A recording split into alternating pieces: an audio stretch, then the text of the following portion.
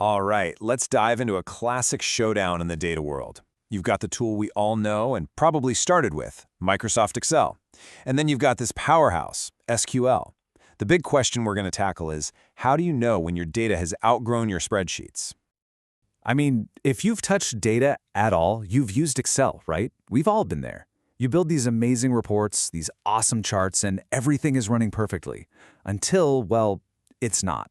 The file starts to lag, it crashes, and you start bumping up against these limits you never even knew were there. So what do you do then? At the end of the day, these two are just fundamentally different beasts. Excel is this visual playground, right? It's a grid. You can click on cells, you can color them, you can drag things around. But SQL is a language. You don't see the data. You have to ask for it by writing a command, a query.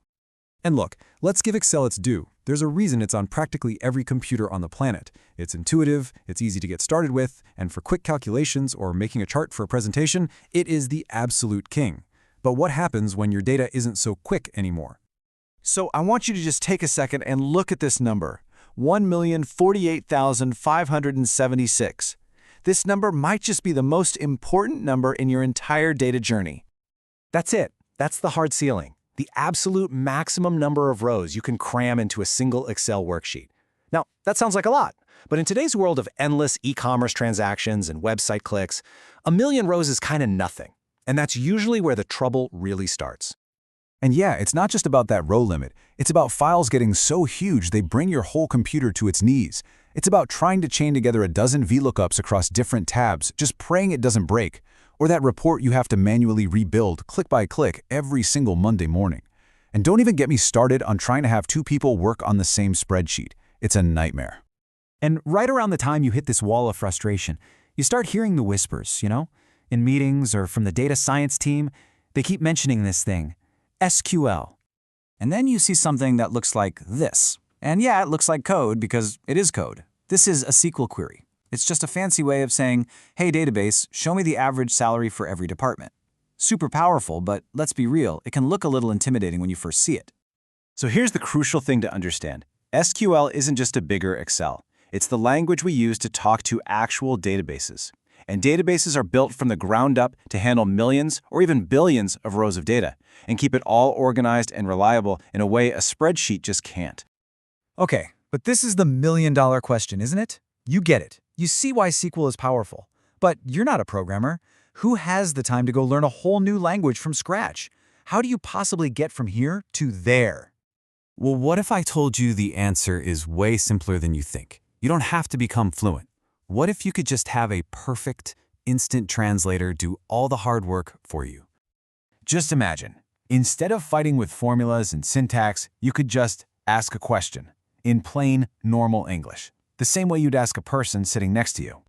This is exactly where amazing new AI tools like AI2sql come into the picture.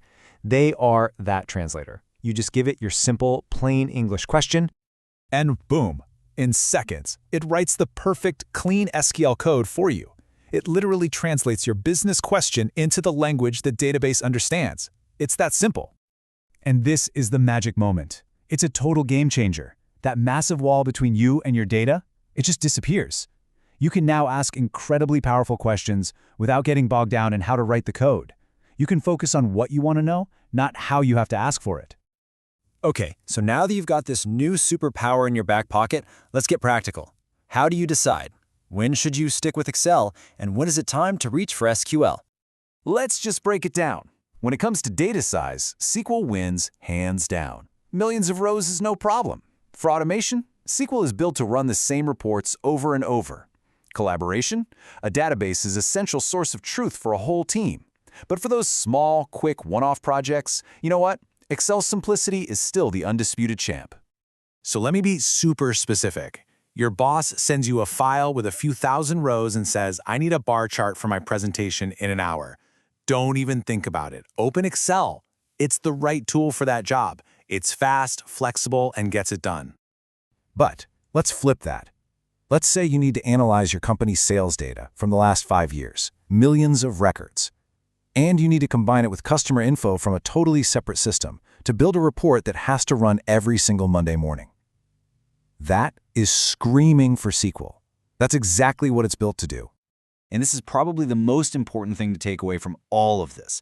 This isn't about throwing away your Excel skills. It's not a choice between Excel or SQL. It's about adding a new, powerful tool to your belt. It's about taking the analysis skills you already have and giving them a superpower to work with data at a scale you never thought possible. So I'll just leave you with this one thought. Think about all the data your company has, just sitting there in databases. What incredible insights are just waiting to be found? What critical business questions could you finally answer if writing code was no longer a barrier standing in your way?